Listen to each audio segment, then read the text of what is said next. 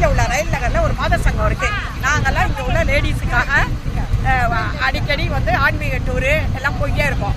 அதில் இந்த குவார்டர்லி லீவில் இந்த குழந்தைகளுக்காக பீச்சு மனோரா எல்லாத்துக்கும் போயிட்டுருக்கோம். அந்த பள்ளிப்பட்டினத்துலேருந்து 4 கிலோமீட்டரில் புதுப்பட்டினங்கிற ஊரில் பீச், சூப்பர் பீச். தமிழ்நாட்டில் அப்படி இருக்காது. நல்லா என்ஜாய் பண்ணலாம் குழந்தைங்க பெரியவங்கெல்லாம். அதனால் எல்லாரும் அவசியம் போங்க. பக்கத்துலேயே லைட் ஹவுஸ் இருக்குது, அதையும் பார்க்கலாம். என்ஜாய்.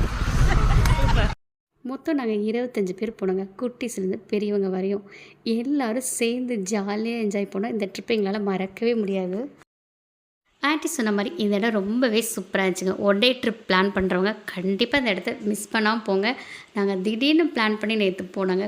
பயங்கரமாக என்ஜாய் பண்ணிட்டு வந்துட்டோம். ஆனால் எனக்கு வீடியோ போட தான் லேட் ஆகிடுச்சு. ஃபஸ்ட்டு நேராக மல்லிப்பட்டினம் போயிட்டு போட்டிங் போகலான்னு முடிவு பண்ணாங்க. போட்டிங் போகிறதுக்காக எல்லோரும் போட்டுக்குள்ளே இறங்கணும். கொஞ்சம் பயமாக தான் இருந்துச்சு. ஏன்னா கடலில் போட்டிங் போகணும் இல்லையா. கொஞ்சம் தூரம் போனோன்னா போட்டை வந்து ஷேக் பண்ணார். கொஞ்சம் பயமாகவே இருந்துச்சு. ஏன்னா போட்டிங்கில் ரொம்ப மிஸ் பண்ணது தண்ணியை தொடவே முடியலங்க. ஏன்னா போட்டு கொஞ்சம் உயரமாக இருக்கிறனால தண்ணியை தொட முடியல. நீங்கள் பீச்சுக்கு போகிற கேப்பில் இந்த போட்டிங் முடிச்சுட்டு அங்கேயே மீன் ஃப்ரெஷ்ஷாக பிடிச்சி சமைச்சு தராங்க.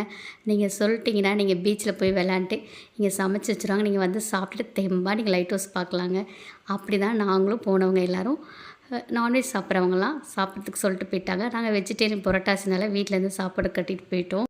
இதை தண்ணியை பார்த்தோன்னா எப்படாது பீச்சுக்குள்ளே இறங்குவோம் குளிப்போம் தாங்க இருந்துச்சு. அவ்வளோ ஜாலியாக இருந்துச்சு. அதை பார்த்தோன்னே எல்லோரும் போகாதனாங்க. நான் கேட்கவே மாட்டேங்க. தண்ணியை பார்த்தா இறங்கிடுவேன் குளிக்கிறதுக்கு. எங்களோட வந்தவங்க நிறையா பேர் குளிக்கவே வரலங்க. நாங்கள் ஃபுல்லாக போயிட்டோம்.